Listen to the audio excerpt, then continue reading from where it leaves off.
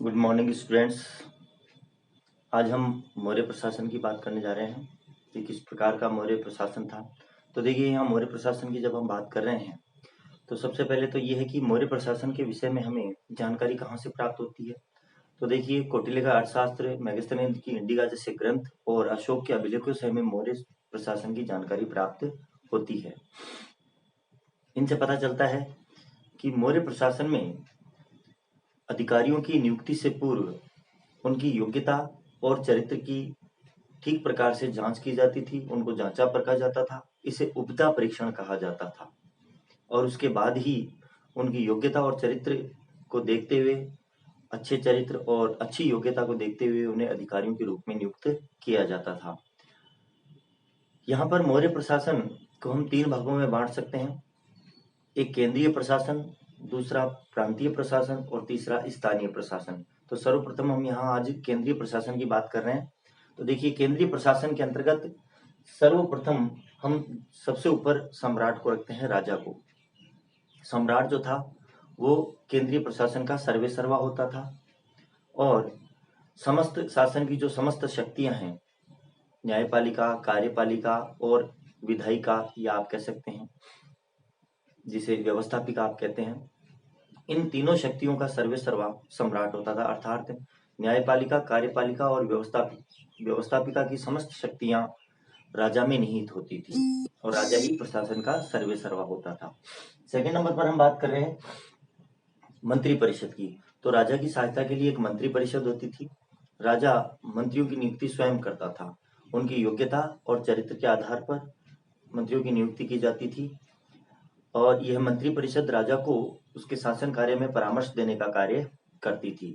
यहाँ पर मंत्री परिषद के अंतर्गत एक आंतरिक परिषद और होती थी जिसे मंत्रिण कहा जाता था। मंत्रिण, आंतरिक परिषद होती थी जिसे मंत्रिण कहा जाता था। इसमें 3 या 4 सदस्य होते थे और राजा बहुत ही महत्वपूर्ण विषयों पर इनसे चर्चा करता था। जैसे आज वर्तमान में हमारे यहाँ मंत्री परिषद होती है और एक मंत्रिमंडल होता है।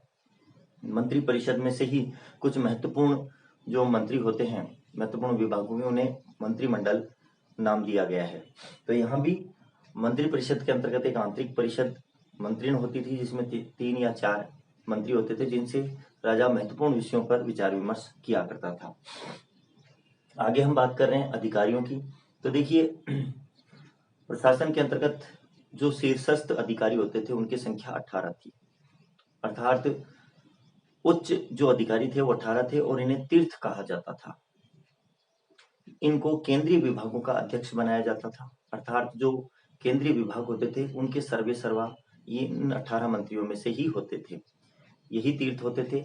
और इनमें जैसे कोषाध्यक्ष जिसे सन्निधाता कहा गया है, इसके अलावा समाहर्ता जो राजस्व संग्रहण का कार्य करता था, इसके अतिरिक्त कर्मांतिक जो उद्योग धंधों का निरीक्षण करने वाला सर्वोच्च अधिकारी होता था वह, इसके अलावा सेनापति आदि ये 18 तीर्थों में शामिल किए जाते थे। इसके अलावा हमें अर्थशास्त्र में 26 अन्य अध्यक्षों का उल्लेख भी मिलता है। ये 26 जो अन्य अध्यक्ष हैं वो अन्य विभागों के अध्यक्ष पद पर कार्य करते थे, उन विभागों का संचालन करते थे, राज्य की प्रशासनिक व्यवस्था में अपना सहयोग देते थे, राजस्व व्यवस्था में अपना सहयोग देते थे। आगे हम बात कर रहे हैं नगर प्रबंधन की। देखिए, मौर्य काल में साम्राज्य के अंतर्गत जो प्रमुख नगर होते थे उनके प्रबंधन के लिए अलग से कर्मचारी अधिकारी नियुक्त किए जाते थे।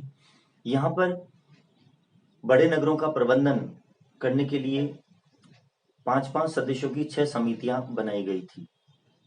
प्रत्येक समिति में 5 सदस्य होते थे और ये 6 समितियां नगर के अंतर्गत अलग अलग कार्यों की देखरेख करती थी। इसके अंतर्गत जैसे जनगणना, व्यापार वाणिज्य, शिक्षा, विदेशी यात्रियों से संबंधित आदि अलग अलग समितियां होती थी और कुल मिलाकर के 6 समितियां थी जो नगर प्रबंधन का कार्य करती थी। नगर का जो प्रमुख होता था उसे नागरिक कहा जाता था। वह समस्त नगर की प्रशासनिक गतिविधियों की देखरेख करता था और इसके साथ साथ नागरिक की सहायता के लिए गोप और स्थानिक नामक 2 अन्य कर्मचारी भी होते थे जो नागरिक की प्रशासन में सहायता करते थे। यहाँ देख सकते हैं 6 समितियां और नागरिक जो सर्वोच्च अधिकारी होता था, नगर का उच्च अधिकारी, और उसकी सहायता के लिए गोप और स्थानिक नामक 2 कर्मचारी होते थे। नेक्स्ट हम बात कर रहे हैं सेना की। तो देखिए सेना जो है वो 6 शाखाओं में विभाजित थी। पैदल सेना, अश्व सेना, रथ सेना, हस्ती सेना जिसे हाथी कहते हैं, हाथी सेना, यातायात और नौसेना। ये 6 शाखाएं थी सेना की, और इन सभी शाखाओं का जो सर्वोच्च अधिकारी होता था सेना का, वो सेनापति कहलाता था। इसके अतिरिक्त इन 6 शाखाओं की देखरेख के लिए अलग अलग समितियां होती थी। इस प्रकार से 6 समितियां थी और प्रत्येक समिति में 5 सदस्य होते थे। यहाँ पर आप कंफ्यूज ना हो, नगर प्रबंधन के लिए भी 6 समितियां थी और सेना के प्रबंधन के लिए भी 6 शाखाओं के प्रबंधन के लिए अलग अलग 6 समितियां बनी हुई थी। यहाँ भी प्रत्येक समिति में 5 सदस्य थे, और यहाँ भी सेना की जो 6 अलग अलग समितियां थी देखरेख के लिए, उसमें भी प्रत्येक समिति में 5-5 सदस्य होते थे। इस प्रकार से यहाँ भी 30 सदस्य हो गए, और नगर प्रबंधन की समितियों में भी 30 सदस्य हो गए।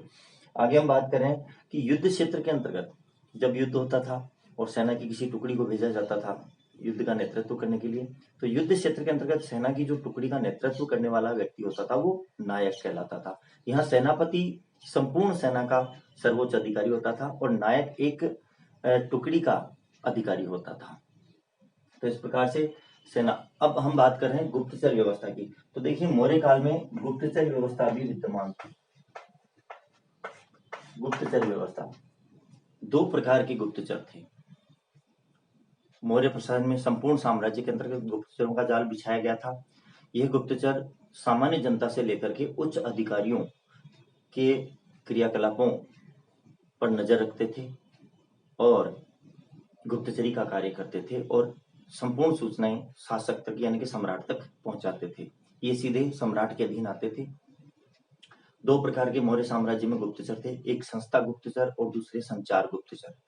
संस्था गुप्तचर वो होते थे जो एक ही स्थान पर रह करके और गुप्तचरी का कार्य करते थे, जबकि संचार गुप्तचर जो होते थे वो भिन्न भिन्न स्थानों पर घूमते हुए और जनता की गतिविधियों और अधिकारियों कर्मचारियों की गतिविधियों पर नजर रखते हुए गुप्तचरी का कार्य करते थे। इस प्रकार से वो एक स्थान से दूसरे स्थान पर जाकर के और गुप्तचरी का कार्य करते थे।